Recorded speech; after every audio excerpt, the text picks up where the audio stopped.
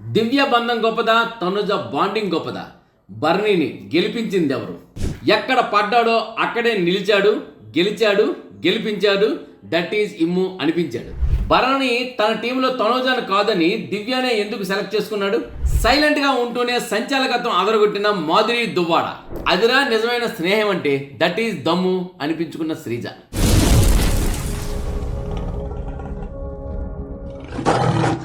Hi hello నమస్తే, నేను మీ SS Patnaik. చూస్తూనే ఉండండి పిమ్స్ టీవీ. షేర్ చేయండి, లైక్ చేయండి, సబ్స్క్రైబ్ చేయండి, గంట సింబల్ కొట్టడం మర్చిపోకండి. ఇక అప్డేట్స్ విషయానికి వచ్చినట్లయితే, గడిచిన ఎపిసోడ్స్, ఇప్పుడు రాబోతున్న ఎపిసోడ్స్ రెండింటిని దృష్టిలో పెట్టుకొని చెప్పితే, దివ్య బంధం గొప్పదా, తనుజ బాండింగ్ గొప్పదా, బర్నీని ఎవరు గెలిపించారు? ఈ విషయాల్లో ఎక్కడ పడ్డాడో అక్కడే నిలిచాడు, గెలిచాడు, గెలిపించాడు. దట్ ఈజ్ ఇమ్ము అనిపించాడు. అవునండి, ఇమాన్యుల్ యాక్చువల్గా బర్నీ గారు ఎలిమినేట్ అయిపోయేటప్పుడు గడిచిన వారాల్లో అంటే అమరేంద్ర బాహుబలికి కట్టప్ప వెన్నుపోటు పొడిచాడు. అది జరిగింది.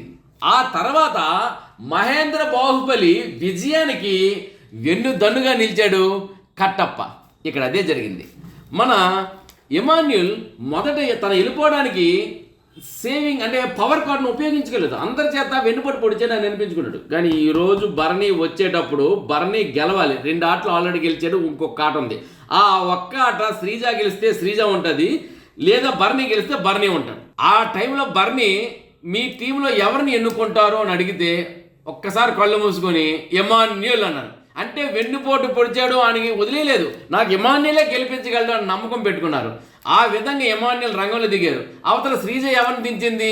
ఆర్మీ కళ్యాణ్. మరి ఆర్మీ కళ్యాణ్ అసలు ఆ ఫోర్స్ అంతా అంత కాదు, ఆటల్లో అంతా గెలిపే. మరి అలాంటి కళ్యాణ్తో పోటీగా దిగాడు ఇమాన్యుల్. వీళ్ళిద్దరు జత కూడా బాగుంటుంది, కానీ ఇక్కడ జత కాదు, పోటీ, ఇద్దరు పోటీదారులు. కానీ ఆఖరిలో ఆ గొట్టాలు తీసుకొచ్చి ఇలా పెట్టాలండి. ఎప్పుడూ చూడలేదు ఇమాన్యుల్ మొహం లేదు, అంత చెమట, అంత స్వెట్. ఎంత స్వెట్ అంటే మొహంలో కనిపిస్తుందండి. ఆయన టెన్షన్, ఎలాగైనా బర్నీ గారిని గెలిపించాలి, హౌస్లో ఉంచాలి అని తన విజయానికి కారణమయ్యి బర్నీ గారు ఈరోజు హౌస్లో కొనసాగుతున్నారంటే ఇమాన్యుల్ అనిపించాడు. అందుకే అన్నాను, ఎక్కడ పడ్డాడో అక్కడే నిలిచాడు, గెలిచాడు, గెలిపించాడు. దట్ ఈజ్ ఇమ్ము అనిపించాడు. హ్యాట్స్ ఆఫ్ ఇమ్ము. ఇక బర్నీ తన టీంలో తనూజను కాకుండా దివ్యాని ఎందుకు తొలిగా సెలెక్ట్ చేసుకున్నాడు అంటే, మొట్టమొదటి ఏంటంటే బర్నీ గారు తనకి యాక్సిడెంట్ అంటే కింద పడిపోయాక దెబ్బ తగిలిన తర్వాత వచ్చాక బర్నీ ఆరోగ్యం బాగోని కారణంగా తన వంతుగా ఎవరినైనా ఎన్నుకోవచ్చు, శ్రీజ తన ఆటను తనే ఆడాలి అని బిగ్ బాస్ చెప్పారు. అప్పుడు నా వంతు ఎవరు ఆడతారో చూసేటప్పుడు ఒక లేడీ అయినప్పటికి కూడా కాన్ఫిడెంట్గా నేను ఆడతానండి బర్నీ గారు, నేను ఆడతా అని ముందుకు వచ్చింది దివ్య నిఖిత. కానీ తనూజ నేను ఆడితే నాన్న అని రావచ్చు కదా అని కూర్చుందండి. వాస్తవం అలాగే కూర్చుంది, కానీ రాలే. కానీ తను వచ్చింది, ఆలోచించాడు, సరే దివ్య నువ్వు వాడు అన్నాడు. ఎవరితోని? శ్రీజతోని. శ్రీజ ఆటలో దిగిందంటే ఎవరైనా ఓడిపోవాల్సిందే, లేడీస్ అని ఎస్పెషల్లీ. కాబట్టి మరి శ్రీజతో దిగిన తర్వాత శ్రీజ ఒక్క బాక్స్ కూడా మీద పెట్టనివ్వకుండా 5 బాక్సులు మీద పెట్టాలి. అది మీరు చూసే ఉంటారు. ఒక్క బాక్స్ కూడా శ్రీజ పెట్టలేదు, దివ్య నిఖిత పెట్టింది, గెలిచింది. గెలడం వల్ల అది నెంబర్ 1 విజయానికి మెట్టుగా మారింది. జెండా పాత్రయానికి అవకాశం దక్కింది మరి దివ్య నిఖిత వల్ల. ఆమె గెలిచింది. కానీ తర్వాత తనూజ మాత్రం ఆ తర్వాత అలా చూస్తూ నన్నెందుకు టీంలోకి పిలవలేదు, నేను ఆడలేననా, గెలవలేననా, గెలిపించలేననా, ఎంత ముద్దుగా అంటుంది. మరి అలాంటి ముద్దుగా ఉన్న చిన్నపిల్లకి పక్కేలు ఆడుకోమ్మా అంటారు, కానీ నా పక్కకి రా ఆడుకోమ్మా అని అనరు ఎవరు. ఆ విషయం ఎప్పుడు తెలుసుకుంటుందో మరి అమ్ముడు. అందుకనే నాన్న నాన్న నాన్న అని పిలిచినా సరే ఆ బంధం గెలిపించలేదని అర్థమైపోయింది. ఒకవేళ పొరపాటున ఆమె రంగంలో దిగినా బర్నీ ఇంటికి వెళ్ళిపోవాలి. కానీ దివ్య దిగింది, గెలిపించింది. అందుకనే అంటున్నాను, మరి దివ్య బంధం గొప్పదా, తనుజ బాండింగ్ గొప్పదా, బర్నీని గెలిపించింది ఎవరు? ఇక్కడే మీకు అర్థమై ఉంటుంది. ఎందుకంటే తన గెలుపుకి పునాది మొట్టమొదటి జెండా పాత్రడానికి దివ్య అయితే గెలిపించడానికి చివరగా ఇమాన్యుల్. అందుకే ఇక్కడ బర్నీ విషయంలో ఏ బాండింగ్తో బర్నీ వెళ్ళిపోయాడు అని అన్నారో ఆ బాండింగ్ మొదటి మెట్టుగా గెలిపిస్తే, ఏ బాండింగ్ అయితే వెన్నుపోటు పొడిచారన్నారో అదే బాండింగ్ వచ్చేసి, అదే స్నేహం వచ్చేసి మళ్ళీ వెన్నుదన్నుగా నిలిచాడు. బర్నీ గారు ఈరోజు ఇంట్లో ఉండడానికి కారణమయ్యాడు Emmanuel. That is Emmanuel and Divya. Hats off. మరి తనూజ ఏ రకంగా మరి ఆడి తను గెలవలేదు, మరి తను గెలిపించలేదు. అయినప్పటికీ కెప్టెన్షిప్ టాస్క్ ఈరోజు వచ్చినప్పటికీ మరి బర్నీ గారు ఎంచుకున్న 5 సభ్యుల్లో బర్నీ గారు తన పేరుతో పాటు వైల్డ్ కార్డ్ నుండి వచ్చిన నిఖిల్ నాయర్ని, శ్రీనివాస్ సాయిని ఎంచుకున్నారు. అదేవిధంగా ఇక్కడ రీతును కాకుండా తనూజాని, దివ్యని ఎన్నుకున్నారు.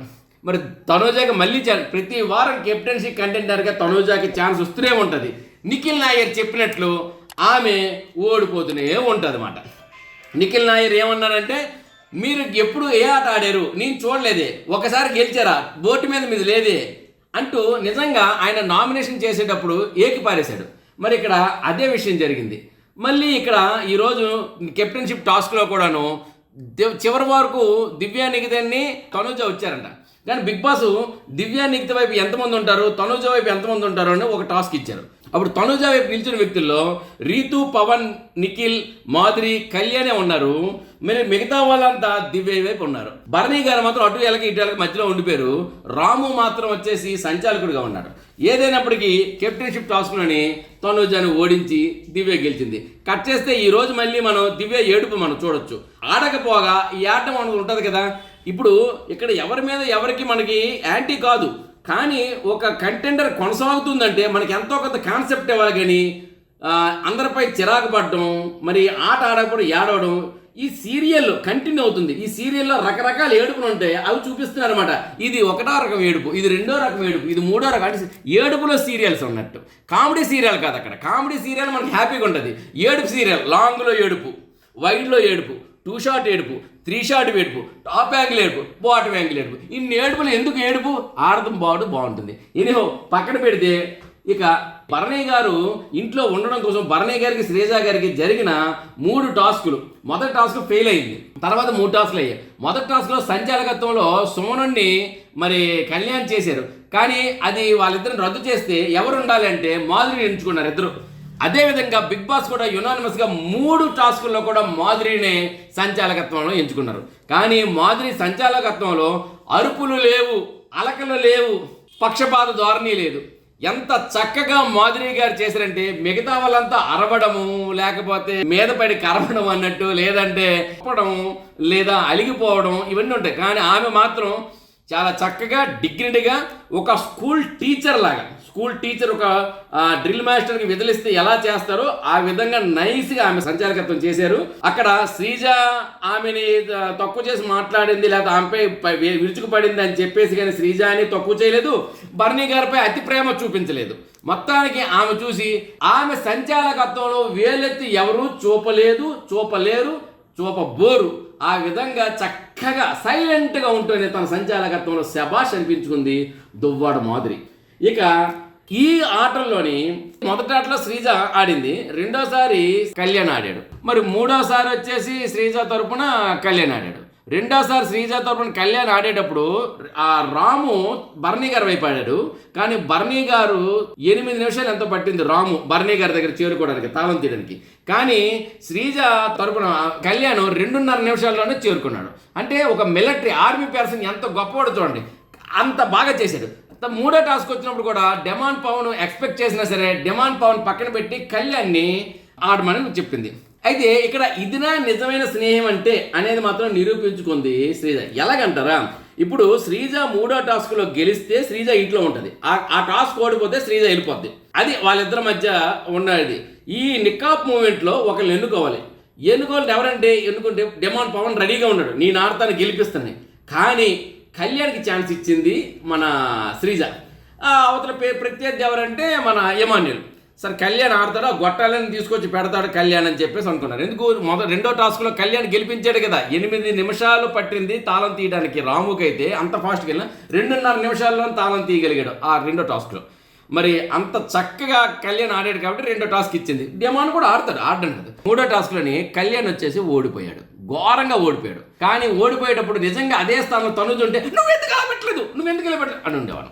ఈవెన్ రీతు ఉన్నా సరే నువ్వెందుకు అలా చేయలేదు అని రీతు అని అన్నావు. కానీ ఇంకా సంజన ఉన్నా నువ్వు అలా కాదబ్బా నువ్వు ఇలా అని సంజన అన్నావు. ఇది ఏ పర్సన్ తీసుకున్నా సరే భరణి గారు తప్ప ఎవరైనా సరే స్పోర్టివ్గా తీసుకోకుండా మీద పడే అర్జితుడు కళ్యాణ్పై పడలేదు, అరవలేదు. కళ్యాణ్ అంత డల్గా ఉండే ఓన్లీ ఏమైపోయింది, గతంలో సుమన్కి ఎలాగా సపోర్ట్ చేసిందో ఈరోజు కళ్యాణ్కి. ఆ తర్వాత డెమాన్ పవన్ వెనక్కి వెళ్ళి నేను అడగలను, కానీ కళ్యాణ్ వచ్చేసి సరిగా చేయలేకపోయాడు అంటుంటే ఆ మాటకు వచ్చి బ్యాక్ బిచ్చింగ్ ఎందుకు, అవన్నీ ఎందుకు, తను ఆడే ప్రయత్నం చేశాడు, నువ్వు ఆడగలవు, ఆడలేవని కాదు, తను ఆడినప్పుడు నువ్వు ఎందుకు బ్యాక్ పిచ్చింగ్ చేస్తావని తనపై మాట పడనివ్వలేదు. అంటే వెళ్ళిపోవడానికి కారణం కాదు కానీ ఉండడానికి కారణం కాలేకపోయింది. కళ్యాణ్ కూడాను తను ఏమి అనకుండా తన స్నేహితుడిని వెనకేసుకొచ్చు అర్థం చేసుకుని వెళ్ళిందంటే అది కదా స్నేహం అంటే. అందుకే అంటున్నాను, ఇదిరా నిజమైన స్నేహం అంటే, దట్ ఈజ్ దమ్ము అనిపించుకుంది మన శ్రీజ. ఇదండి ఈరోజు అప్డేట్స్. మరిన్ని అప్డేట్స్తో మళ్ళీ నేను మీ ముందుంటాను. అంతవరకు సెలవు, నమస్తే. నేను మీ ఎస్ఎస్ పట్నాయక్. చూస్తూనే ఉండండి పిమ్స్ టీవీ. షేర్ చేయండి, లైక్ చేయండి, సబ్స్క్రైబ్ చేయండి, గంట సింబల్ కొట్టడం మర్చిపోవద్దు. బాయ్.